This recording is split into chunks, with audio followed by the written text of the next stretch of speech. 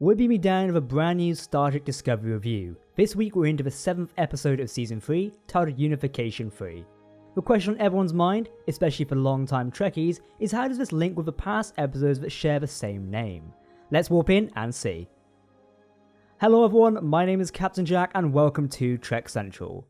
This week's Discovery episode has delivered a quality story that linked back to past Trek, specifically the two-part story from the Star Trek The Next Generation, Unification I and Unification II, which featured Ambassador Spock working undercover on the planet of Romulus to ignite a movement to reunify the peoples of Vulcan and Romulus, who were distant cousins.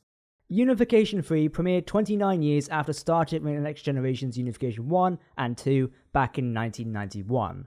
The episode is written by returning writer, frequent novelist, Star Trek Picard co-creator, and Star Trek's tie-in media coordinator, Kirsten Beer. The episode is directed by John Dwowski. Of course, if you're new around here and want to stay up to date with the latest Star Trek developments in news, lore and more, make sure to hit that subscribe button to never miss a video, and follow us on social media to get daily updates on the Trek universe. Remember, spoiler warning for the video ahead.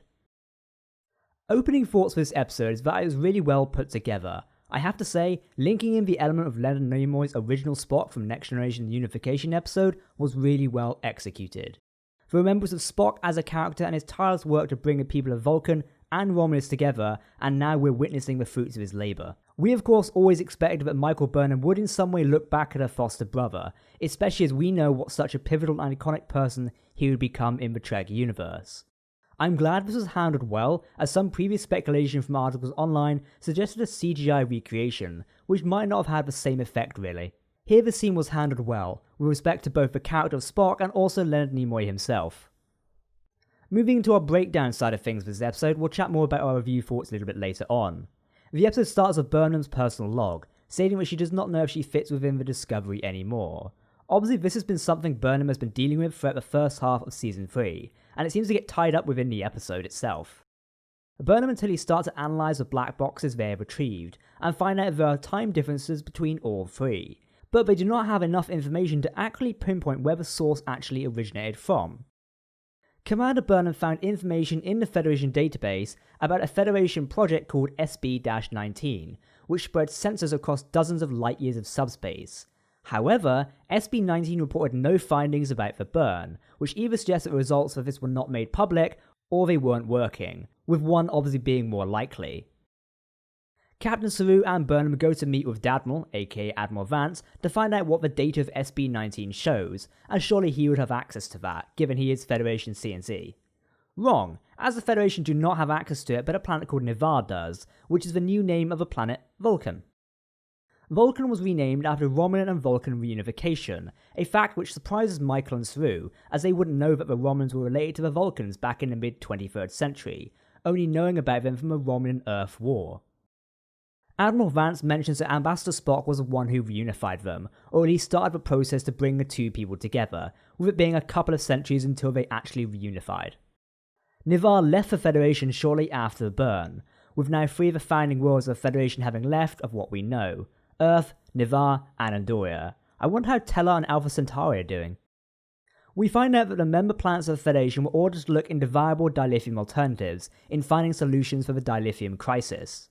Ni'Var specifically developed SB-19, a system that would transport starships thousands of light years in an instant, with a display very much making them look like warp gates of some kind. Ni'Var scientists wanted to shutter the program as they felt it was too dangerous. However, they were ordered to proceed, and they believe that when the burn happened, it was SB-19 which caused it, and believed it was the Federation's fault for forcing them to continue working on it. The Dadmal exploits Burnham's connection to Spock, despite Burnham and Saru's own reluctance, and orders them to Ni'Var to retrieve this data. We then get a very touching scene of Burnham watching an old recording of Spock on Romulus talking about the reunification effort, as he described to Captain Picard in the Next Generation episode's Unification. You do have to wonder who recorded this, though it might have been recorded by data. The recording actually comes from the personal files of Admiral Jean-Luc Picard. This won't be the only reference in this episode to Star Trek Picard though. In the next scene, Saru offers the position of acting first officer to Tilly, not because of her experience, because of how she managed to adapt to this new future better than the rest of the crew, and Saru feels like she will be the best to help them, until a permanent XO is decided. As Discovery reaches Ni'Var, they are met with a communication from Ni'Var President T'Rina. The outfit she wears is very Vulcan, and the symbol she has adorned her is a combination of a Vulcan idic and a Romulan bird of prey, which is just amazingly cool. Burnham introduces herself as the daughter of Sarek and sister of Spock, to which she comments that Spock would find the reunification of the Romulan and Vulcan people fascinating. Though no one would be a prophet for guessing Spock would say fascinating. The President refuses access to the SB-19 data as it has significant cultural and political impact on the planet, and could cause divides between the people of Ni'Var. To get around this, Commander Burnham invokes Tal-Kalaket, a Vulcan version of Vari, where a Vulcan Science Academy graduate has to defend their position against a quorum. The defender of Tal-Kalaket is given an advocate to aid them, which can now only be a nun of the Qat Malat, an order of Romulan nuns who practice in absolute candor, the process of speaking the absolute truth, a sect which was introduced early in this year with Star Trek Picard. This makes so much sense, as when defending your position, you should be defended by someone who will say the truth as well, regardless if they support you or not. It turns out that Michael's Qat Malat nun is actually her mother, Isabella Burnham. We find out that instead of returning to Terra Elysium, actually was transferred to ESOT 4 after the Discovery Season 2 episode Perpetual Infinity, and brought to the Qat Malat by the planet's colonists. Gabriella gives us a nice rundown of the quorum members. The Romulan elder in the group wants more self-governance, with a sect of Vulcan purists, which would be cool if this sect was called the Sirenites after a sect from Enterprise, and a Romulan Vulcan who wishes for their own path. We learn from a Ni'Var president that before the burn, it was the size of the Federation which caused the dilithium crisis. Considering we know they had a deep space outpost all the way in uncombered space at the edge of the Delta Quadrant, that makes sense. The Federation focused on the needs of many and not the needs of the few, and stretched member worlds further than they liked. The Tal-Kalaket begins, and immediately the Vulcan purist moves to end the hearing as they find Michael's evidence lacking. It is just 3 points of data, which is an extremely small sample size, and the inconsistency of the black box times could be explained by a whole host of other reasons. Michael's mum brings up Burnham's history, from the mutiny of the Battle of the Binary Stars to being relieved 48 hours ago by Captain Saru as first officer, and that Michael himself does not believe she belongs in Starfleet anymore. This is who the Federation chose as their representative. Gabriella even goes psychoanalysis Burnham and even says she puts herself into matters of great importance to fulfill the emotional void caused by her unorthodox upbringing. And this could have been manipulated by the Federation to get their hands on the SB-19 data, as they're already exploiting the fact she is Spock's sister to open this diplomatic door. Michael may have started the hearing, not being completely honest, but by the end is. However, this does not stop the quorum from fracturing and bringing up the old divides between the Romulan and Vulcan people. The quorum, Ni'Var, and the Federation are all the same, bringing those who are different, as the great Captain Archer once said, discovering the threads that bind us. Commander Burnham withdraws her request for the SB-19 data, knowing that it might add Ni'Var to the list of casualties that the burn has caused and add a further divide to the Romulan and Vulcan people. Even though Michael rescinded her request, seeing how she took the best interests of the people of Ni'Var above those of the Federation, the Ni'Var president decides to trust the Federation once again and gives them access to the SB-19 data.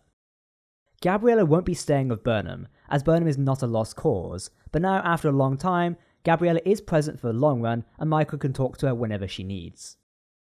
Now finally, as we round out this episode, it's revealed that Burnham has refound her place on the Discovery, and it seems that Book is also now staying for the long run, though he is living out of Discovery's hangar. Now that was a dense episode, we've got a lot to talk about, but how did we find it? After last week's refit of the USS Discovery, even with the addition of the letter A, it was a shame we didn't get to see her do anything interesting. While she wasn't blowing up pesky aliens or anything this week, it was great to see her out and about actually making use of this new technology the Federation refit her with. Hopefully in the upcoming episodes, we'll see some explosive action. I'm dying to see these weapon upgrades, just saying. Even though we didn't get to see her do anything interesting, there were a couple of things I noticed that we now have with this refit. Before spore jumping, the detached nacelles attach themselves to the hull, and the hull pattern on the saucer actually indents while the saucer spins, probably allowing more excess energy to be exhausted when jumping, making the spore jump more efficient. But let's get into the meat of this episode. New Vulcan, or Ni'Var as it's now called. I absolutely adore the world building which Discovery Season 3 has achieved, and Ni'Var is an extra notch on that belt. Building off of the unification friends laid out in the Next Generation, it may have taken centuries, but the Romulans and Vulcans have finally unified. Not only because this does make the world of Vulcan much more interesting from a narrative sense, but the payoff of this thread has finally arrived. And what a better way to continue the thread of this episode than having a holo of Leonard Nimoy and Spock talking about the unification of their two people. We're so glad that it was simply a video playback and not some weird CGI Spock or Ethan Peck aged up. It was so effective and not only emotional for Burnham, finding out what her brother became, but also for us viewers, seeing the continued impact of Leonard Nimoy has on the Star Trek franchise as a whole. However, not only was this episode a beautiful nod to Leonard Nimoy, but also Anton Yelchin, the man who played Chekhov in the Kelvin Trek movies. One of the black boxes which Burnham had recovered was from the ship called the USS Yelchin. This means so much, obviously because Star Trek Beyond has a nice scene for Nimoy, who passed away recently, but Yelchin had passed away during post-production, so it only got a memorial in the credit for the film. Discovery Season 3 is really honouring not only Trek's in-universe history, but also its real-life history, with reference to Aaron Eisenberg and now Anton Yelchin. They really had an impact on Trek, and we're never going to forget their contributions to this great franchise. Going back to Ni'Var, this planet will be rich in stories going forward. We see very much of a divide in its people in this episode, from the pure Romulans, the pure Vulcans, and the Vulcan Romulans. I would love more episodes or even books or short treks based around Ni'Var to help flesh out this rich planet. And in regards to how this episode plays out, the story, I have to say, I appreciate the calm tone that Discovery Season 3 had gone for a couple of its episodes. This episode and episode 5 of the season have been arguably the strongest of the season so far, and the fact they have little action doesn't take away from them, but enhances them. Obviously we here at Trek Central still love to see ships go pew, and we hope to see some action from the Federation fleet, but this is a more emotional episode where the characters' talk is very welcome. We also have to talk about the Picard tie-ins in this episode. The episode was written by Kirsten Beer, who is the executive producer and writer for Star Trek Picard, so we should have really expected that, but having Picard references and even a Quat Malat shot following a practice of absolute candor is just so amazing, and a real reward for all of us watching this new Trek content. And Picard is still given a couple of centuries to play around in, with reunification not occurring for a while, but at least we know that Quat Malat assisted in this effort, just as they helped assist Admiral Picard in the relocation effort. Would this mean that Quat Malat viewed reunification as a lost cause? I'd also like to give additional props to Jeff Russo for the music of this episode.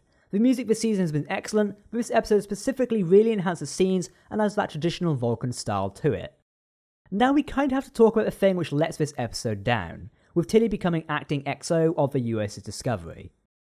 It just doesn't really make sense and is a really bad choice from Saru. Tilly may have become more astute and have been morphed to fit into this new future better than other members of the crew, which makes sense as a reason in that regard, but she has no prior experience in leading a team.